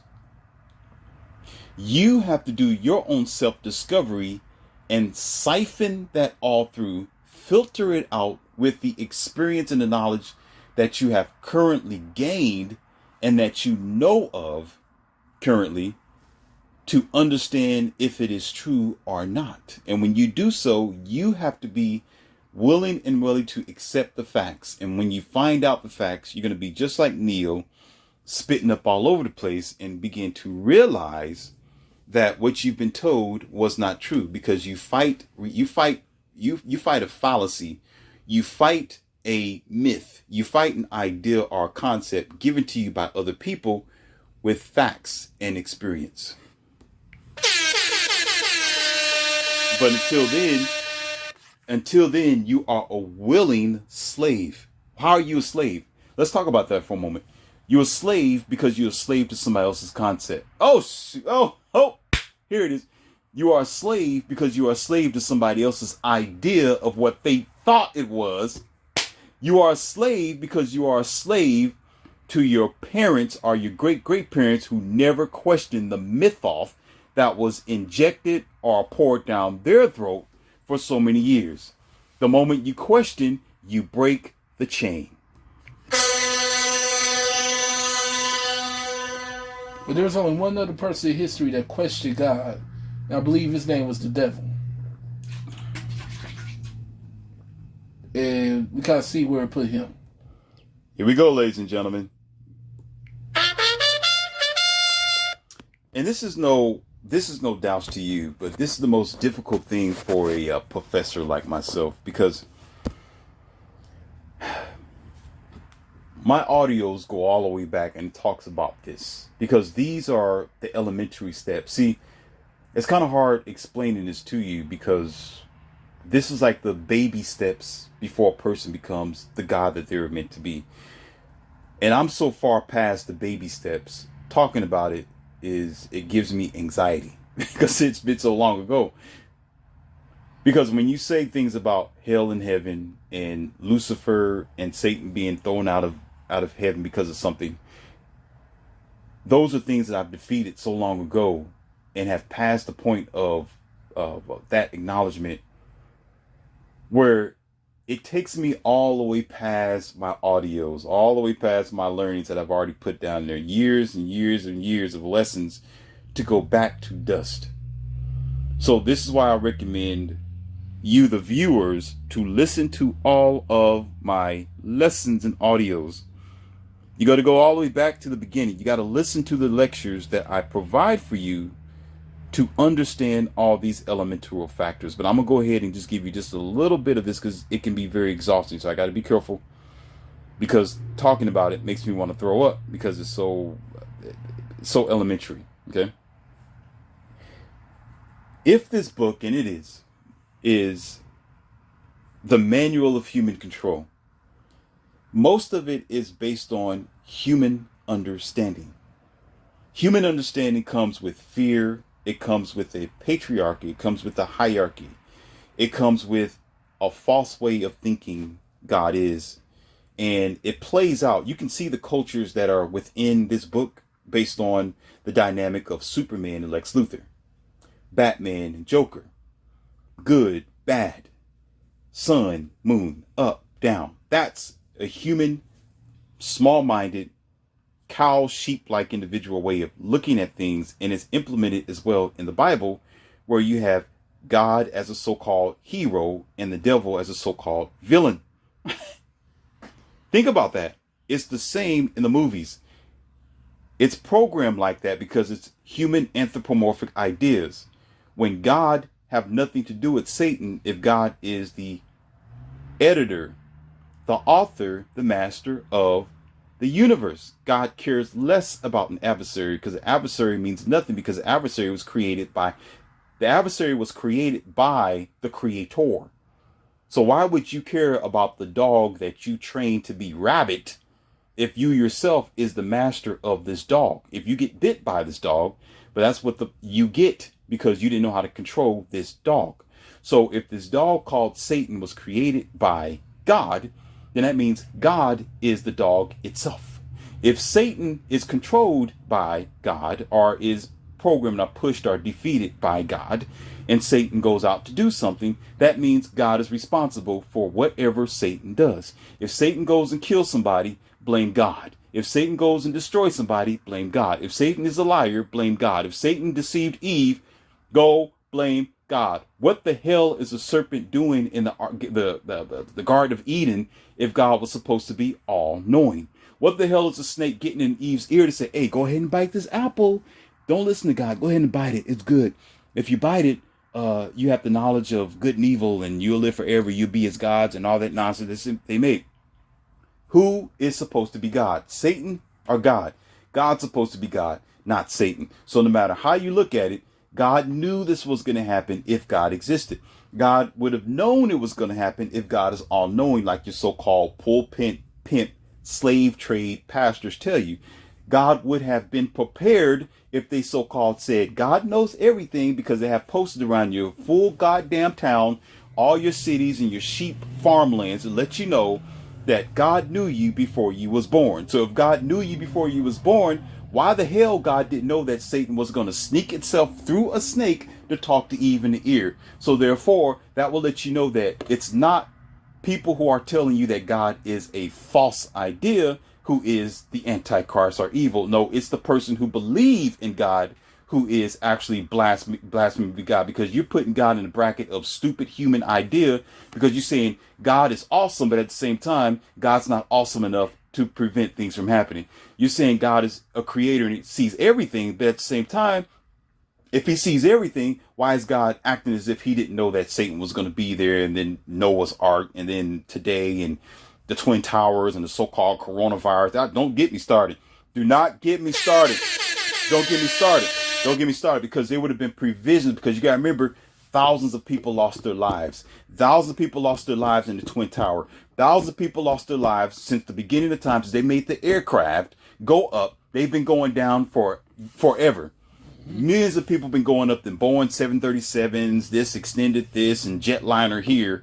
230 people one time go down, and they're no longer here on the face of the planet. But you got this so-called God that your pastor trying to tell you is, oh, merciful and graceful over all people, because he died on the cross for you. What, so you can go up and go down at 100 miles per hour in blaze and flame because he loves you that much? That's bull crap. That's bull crap. That'll let you know that this idea of God is wrong. It's false. It's not true, based on evidence, based on experience, based on human activity. Because if you say God exists, you're saying God is a dumbass. Because if you read the Bible real slow. If you say, I believe in God, you're automatically saying God's a dumbass. Because if you look at all the traits, look at God getting angry. How the hell is God going to get angry? Because people decided to think for themselves. Because people decided to be what God have created them to be. Oh, I didn't know they was going to sin. Well, dummy, you created it. Oh, I created this car. I didn't know that it was going to, I didn't know that the steering column was going to come off. Well, dumbass, you created the car. So you're responsible for the residual results. So how is it that people can see this and not say anything about it? I don't want to hear about this free will bush. Don't get me started on that bull crap. Because guess what? All that's been given to you as well. Because you're talking about God is all knowing. It would have known that was going to happen ahead of time. So therefore, who's responsible will be God itself for that activity. But I let you know that the idea of God is made up by a human's concept, period, not by God being God. So again, God created man. Man in return destroyed God by creating God in their own image, which destroys the idea of the true God. That is now just an idea that we don't want to figure out because we want to go by the programming because we love to be slaves.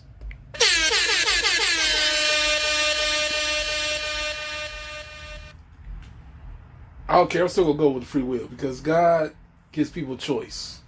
He gives people choice to follow him or not follow him. Okay? Now, before people had that choice, at first he told the first people that he made to not eat of certain fruit. And there's a reason for that. Now that they have eaten of that fruit, now we have a choice of knowing right and wrong. Good. Yes. Yeah, absolutely. So, and that's wrong. That's wrong. No, go ahead. What do you mean that's wrong? So, you got a child. Do you want your child to be a dumbass and not know anything of where they are? You just sitting there and your child's in this garden, don't know how to plant for themselves. They don't know anything about agriculture. They don't know that they're naked. They don't know anything about the birds to be. They're just standing there looking at, oh, what's that flying overhead? What's that creature over there? What's that shiny stuff that's underneath me that looks wet? I don't know what that is. And you're just sitting there like the almighty God that you are, right? Wouldn't you not want your child to know what they are doing? The apple is not only called the knowledge of good and evil, it's called knowledge itself, knowing. If you are the father of anybody, any parent can tell you, I want my child to know something. That's why sometimes they send them to school, they send them to college, they send them to trade school. They want their child to have the knowledge to survive. You cannot survive without knowledge. Satan did not lie. Satan told the truth. If Satan was ever real, Satan told the truth. He said, if you bite of this apple, God don't want you to bite of this apple, because if you do, you're going to become gods. And what he meant by God is you're going to be able to see things which you not want to see. So if you look at it, that's again goes back to the slave days. Don't let me go there, because guess what you do to make a slave? You make them stupid. You don't tell them all the truth. And you got that in hierarchy, and you got that in power structures, where those who are the CEOs, they are the bosses, they know everything that's at the top. They're not going to tell you a goddamn thing if you're a janitor. You don't know crap, and you sitting there mopping their floors at third shift. You're mopping their floors at night, but the CEO knows everything. They might even lay everybody off or fire everybody tomorrow, but you don't know. But you're sitting there on time at work mopping the floor because of knowledge. But if you knew what the CEO knows, you're no longer going to be mopping somebody's damn floor. You're going to be having somebody else mop your floor, or you're going to be free from that bondage. So if you want to keep somebody in bondage, you take them away from knowledge. That was a slave mentality. That was an evil patriarchal idea. First of all, and it was evilly patriarchal to say that men came before women, as if women are insignificant. Now, I'm not saying that men don't have a role to be a leader. What I'm saying is women are important. Women are just as valuable as men are. But because this book was made up by some type of true monogamist, by a true man who really... Okay, let's get to it. The Catholic faith. Father, Son, and Holy Ghost. What the? No. Father, Son, and Holy Ghost. Don't get me started on the Catholic faith. Think about it. Talk about Father, Son, and Holy Ghost. I mean, forget Mother Mary, yeah, Holy Mother Mary of God. That's Wait a minute. So you got this blue pill simp ass mentality. Father, Son, Holy Ghost. But what the? Oh, so you're gonna have a son without? Where's the woman at? You gonna cross it off? Father, Son, and Holy Ghost. Oh, so you're gonna mate with this Holy Ghost? No, this dumb stuff. This Holy Trinity. You can't produce life without a woman. No, it's going to be mom. And you know where they get that from? Egypt. Oh, shoot. Oh, here we go. No, on the Egypt wall, on the hieroglyphs, it was man, woman, child. Man, woman, child, etched on the wall. And they had names for them. It was a pharaoh of a certain type. I can't come up with the name, but I know it was there. I got pictures of it. Probably Hitmontep. Yeah, and the woman was there, and the child was there. The Catholics came along. I seen it. They went in there and they started etching on the wall. They scribbled out the woman and put a Catholic symbol over the woman to represent the Father, the Son. Woman is gone. That's another reason why a lot of the Catholics in the days were more interested in messing around with. Don't let me go there. Don't let me go there. Don't let me go there, because I'm gonna go there. You opened up a whole nother Don't can let me of words, go. boy. All this stuff tethers together with facts. This is why you cannot stand by this anthropomorphic idea, this religious concept of idea made up by people who just wanted a power structure and to keep you ignorant. Because a lot of books as well, a lot of people weren't privy to those books because they had to go through the Catholic faith first, or through the Pope. They had to be what do you call that? They had to be certified and agreed and accepted that the society would be reading his books. That's where he came up with the Dark Ages and them throwing out the books of Alexandria Library and burning all the stuff, because they wanted people to read a certain way. They wanted to read certain books. They wanted to program in a certain way. And of course, don't let me get on to the 19th Council and the what do you call that? The Crusades and things like that. So when you bridge that all the way over there to talking about free will, yes, you have a free will, but you have your free will to question everything and not to be bound by the limitations of mankind themselves. That's the thing. Your free will is given to you by you to realize that God is not the one putting limitations on you.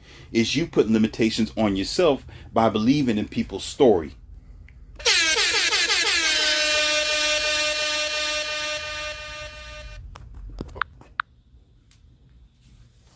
Okay, hold on now. You're talking about ideas for people. It's wrong to go with ideas because they came from people. But at the same time, on one breath, you mention God like you do believe in him. But on the other end, you say like there's no...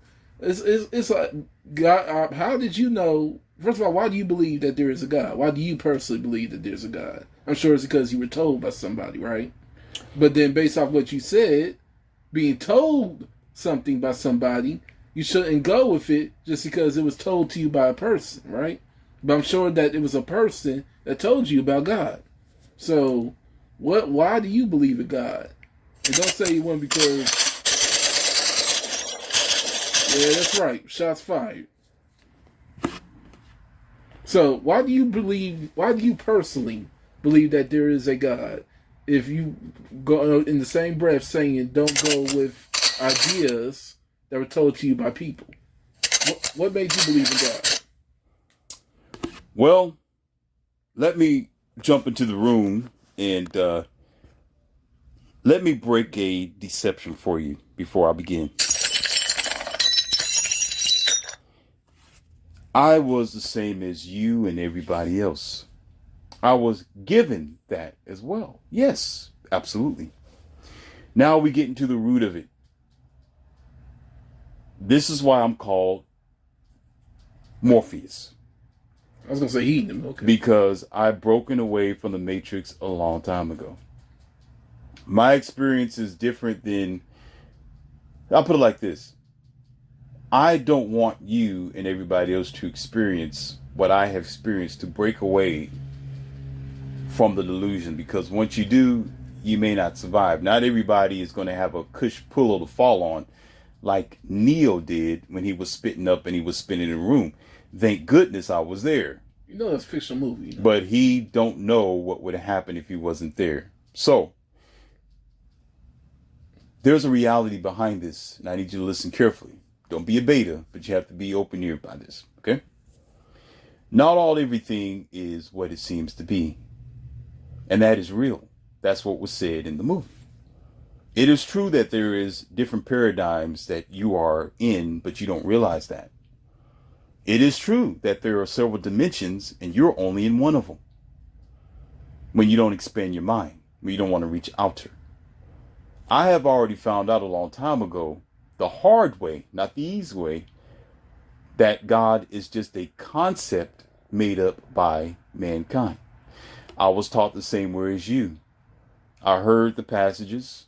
I was underneath the pastors. I was in the choir as well. I wanted to minister. But there was something that happened. Enlightenment. I began to question. I began to see things not the way that I wanted to see them. I began to see them for what they was, and I questioned it, and I was uncomfortable for it. During this time, you begin to battle yourself and battle your programming. By this time, you're either in your 20s, reaching your 30s, because wisdom's not yet here. And so you have a choice. You have a choice to continue on this deja vu that froze your reality to give you a chance to question it, or pretend as if it don't exist. It happened by way of not going to the church for a good 2 months to get away from the programming and to think for myself. There's a reason why they want you to come back Sunday to Sunday. There's a reason why they want you to be there Tuesday Bible class night, Sunday. If you're not here Sunday, they'll call you a sinner, or you feel like you're a sinner, you're backsliding. There's an energy, a negative energy in church is called a placebo. It's like a dope-like comfortable feeling to think that everything's going to be all right. False hope. When you give people hope, they feel comfortable, especially when they're working day in and day out. They don't know where their money's going to come from. They're looking for hope. That's the whole point of church or religion, is hope. So therefore, because they don't have any hope in themselves, because they can't guide themselves, because they don't believe in themselves, they have to believe in something outside of themselves. And that's where they fail. And so I realized that hope was dwindling, and I began to accept reality for what it was. I began to question and ask questions and research outside of the church or the book. I began to go to libraries. I began to listen to other people and Just like yourself and others, when I heard the truth, I didn't accept it. My first expression was, oh, these devils, they say you was going to come. There was going to be some false prophets and blah, blah, blah, blah. As a matter of fact, let's talk about that. If the Bible was true, and it's not, yeah, I said it. When Jester was sitting on this so-called Mount Olives and talking to his disciples, he was talking to his disciples. He wasn't talking to you. He wasn't talking to me. He told them, he said, be careful for those who's going to come in my name and say that I am the Christ. He was saying, be careful. There are many of people who's going to tell you that Jesus, is the Christ. I'm telling you now that I am not, because people are going to come to you. People are going to tell the world. People are going to tell everyone that I am the Christ. That's what he was saying. What was this? You don't read. Lord have mercy. I've never read in the book Jesus telling people I'm not the Christ. Occasionally, he always compares himself to Listen, when he was on Mount Olive, he said, be careful. People are going to come in my name and say that I am the Christ. I broke it to you in simple language. I'm interpreting it for you. I'm filtering out what he was saying. He was saying, hold on. Stop the clock. People are going to come to you, all my disciples who are sitting above around me, not you in 2021 and 22 and 23, not you who's in the future, you who's sitting around me. There are going to be people who's going to tell you that I am Christ.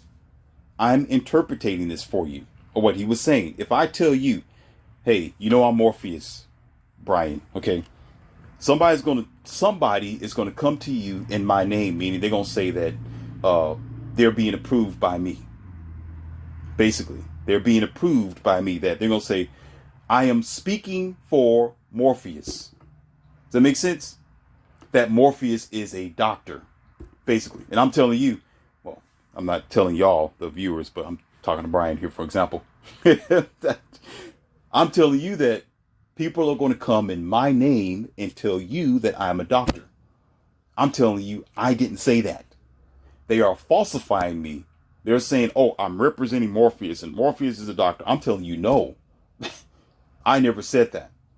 That's what he meant by be weary. There'll be false prophets. People will come in my name and say that I am the Christ. He's saying, I am not the Christ. I'm just the messenger, basically. And that's what's still going on today. So, I don't know how we got up to that rant. But make sure y'all fact check this dude too. Yeah. Anyway, make sure you fact check. That's been fact checked. I don't have a Bible with me, so I can't fact check. That's been fact checked. Yeah. That means you don't read. I want to know the book and the verse that says when God in tells your Christian book, King James Version, you'll find it for yourself.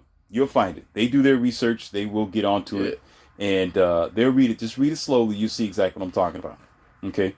Now, why I brought that up is the multi contradictions, the multi deceptions, and the multi words and verses that have been generated in the Bible or your so-called book that has been manipulated by your pastors and your preachers to give you this so-called matrix that you yourself are going to have to decipher. So I myself have, even that passage itself of the scripture, have deciphered it and deciphered every other passage because I was using that example, and it have brought an awakening. I was able to see it exactly for what it was and exactly for the meaning. Because think about this. They say that, I'm saying they, because God didn't say it. They said it. What was the whole reason for Jester appearing or coming back? Or coming down in the flesh to do what?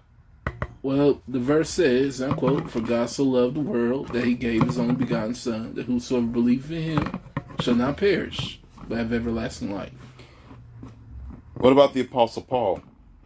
You remember the Apostle Paul talking about it was an allegory? I remember Paul denying God 3 times before the rooster crowed. Mm-hmm. Now, with this, that's fine, because talking about this kind of makes my stomach hurt again, because I can be doing all kind of things and discuss something that's this old and ancient and really doesn't matter today. I can actually say that. Okay? God doesn't matter. Okay. No. How can you apply this to your life today? I know there's only one way you're going to do it. And if I had a microphone to speak to my viewers, I would, and let them know just how accurate I am. Because I know what you're getting ready to say. How could you apply what you think you know about your so-called biblical text to what's going on today? I mean, look at the book of Revelation. There it is. I knew it. There it is. That's what I knew you was going to say. I knew you were going to say it. Lord have mercy. Okay. Listen carefully. You need to really, I thought that you did your homework before interviewing me. I thought, and you, the viewers, y'all need to listen to my audios. And I told you, I hate the sloth, and the sloth is not allowed in my academy. I told y'all, I don't like stupid people. Okay, so you do your diligence. You go back in the audios and you listen to the lesson, so I don't have to repeat myself over and over again. I've spoken about this before. Okay? That a lot of things are made, it's generated, it's produced by your kind, not by God or revelations. These are results of human activity, human destruction. Humans' need for materials in the earth. Humans' need for money and infrastructure. They don't give a care about you and your future. They only care about their life. A lot of these people, they're already owed. They're already on the brink of destruction. All they care about is living their life now. If you and your grandchild don't exist in the coming decades or generations from now, it don't matter to them, because as long as they make money from you, you are insignificant. They know, they have been knowing, and in your infrastructures, your towns, your cities, there's always going to be groups of people looking for money. There's going to be groups of people looking for the naive, like this guy named, what was his name? That pastor who was asking for a jet, and the church actually gave it to him, and he was expensive. I think cleft for $1, something like that. Cleft for $1. Yeah. So you got this person who's just looking for financial benefit from your hopelessness, from your broken life, to use this Bible or this concept of hell and heaven because you're emotional, because you're scared of yourself, because you're a sheep, because you can't direct yourself. Somebody is going to make an infrastructure out of that. Somebody's going to make a franchise out of that. So when a lot of things that are going on is based on what you don't see. There's a book called 2020 America Rise or Fall Hard by Leon C. In that book, it talks about specifically this particular subject. And I'm not going to go into depth because I want y'all to do your studies, get the book and figure it out for yourself, because I can't talk about it right now. We're already an hour and 48 minutes in. Okay. In the book, it talks about what's going on the earth, the infrastructure and how things are being broken apart, the floods, the hurricanes, the so-called climate control. It talks about what your so-called revelation wanted to put fear in your mind about. Okay. These activities isn't something that's just mythically happening. It's not because somebody went to the laboratory and said, poof, here it is. Oh my God, it's because of God and that. No, it's made from human activity. God has nothing to do with this, and it's not because the earth is going to end. Okay? Human beings are initially destroying themselves. Do you not understand? The same as women have the choice to be married and be diligent and virtuous, they don't want to. The same as women can eliminate this idea of 80% divorce, but they don't want to because they want to get the bag. They don't want to be under cooperative submission, positive submission with their man. They want to overtake him and dominate him and control him. Obviously, through the conversation that we had. Okay. People don't want to get along with others. They want to destroy and dominate others and get a pocketbook from it. So because of that, Mother Earth, if you want to call it, is shaking humanity off and their activities and their potential to destroy themselves. So it have nothing to do with God. It's mankind destroying himself. And in the end, you want to call it revelations. Dumb. When not you specifically, I'm not talking about you, but if I am, too freaking bad. Okay.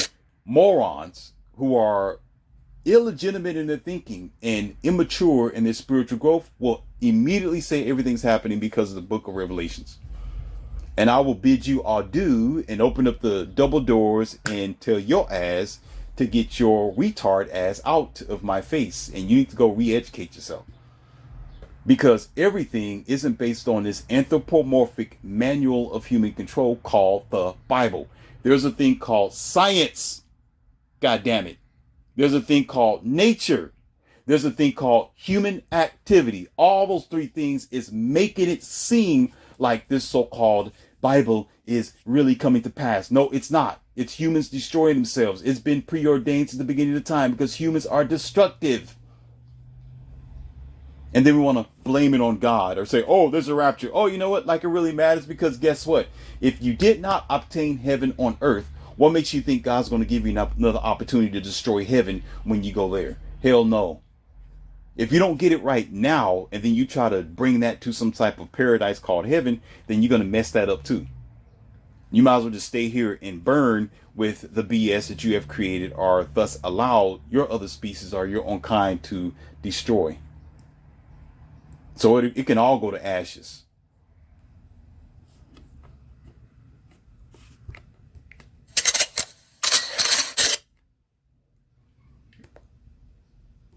I'm just gonna say I'm gonna pray for you.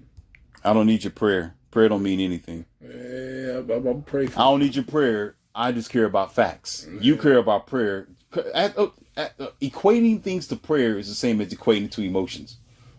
For beta. Yeah, I said it. It's equating it to emotions. Your emotions don't mean anything here. Prayer don't mean. Don't give me your prayer. Give me your action. I go by action. I go by facts. You're talking about I'll pray for you. That's the common thing that most soft religious non-acceptance of reality sheeple would think are to say, as if that's going to change my reality. What changes my reality is facts. What changes my reality is what is, not what you think it is.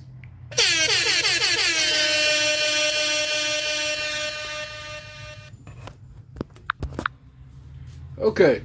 So, since we're getting close to the end of the show, I'm just going to end it like this here.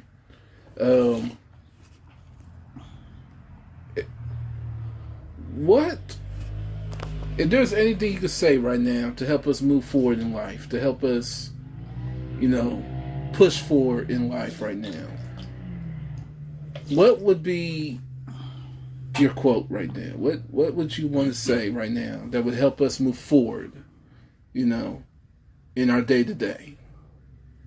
All right. Yes, I already know what that is. I would say go back.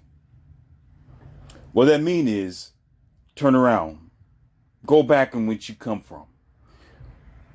Go back to the way things used to be. Stop doing what you're doing. Turn around. Go back to morals. Go back to the values that was once in the society. Go back to loving each other. Put the computers down.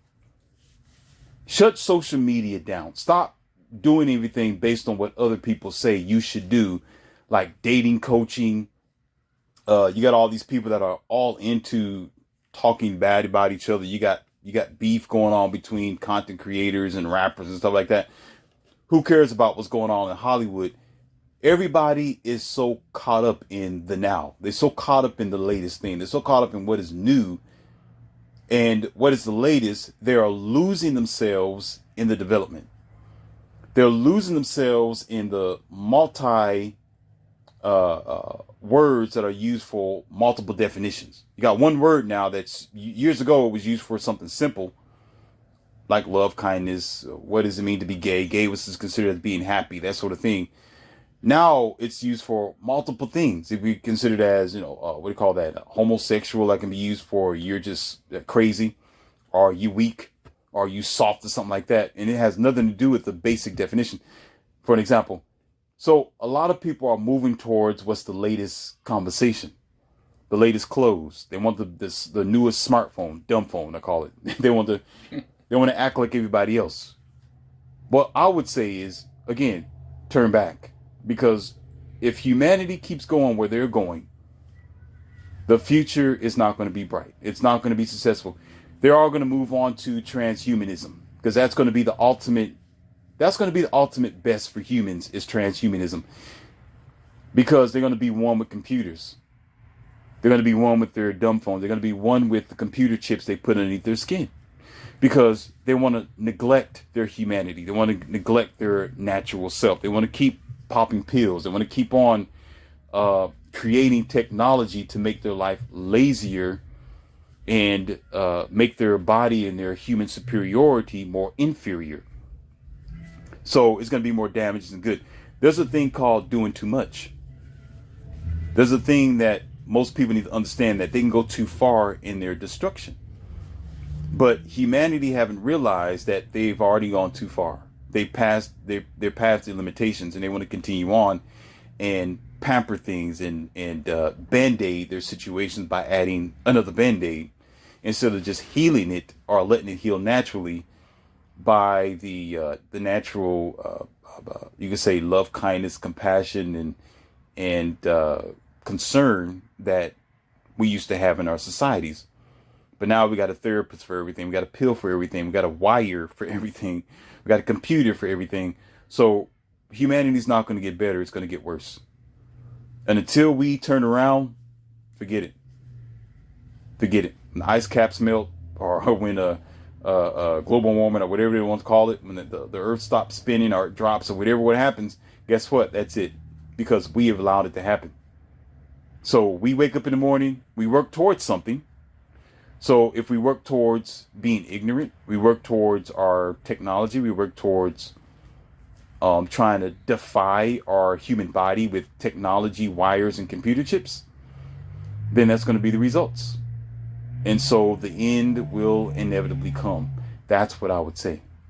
It's more like a statement than a phrase. Mm-hmm. Turn back or be destroyed. That's generally it.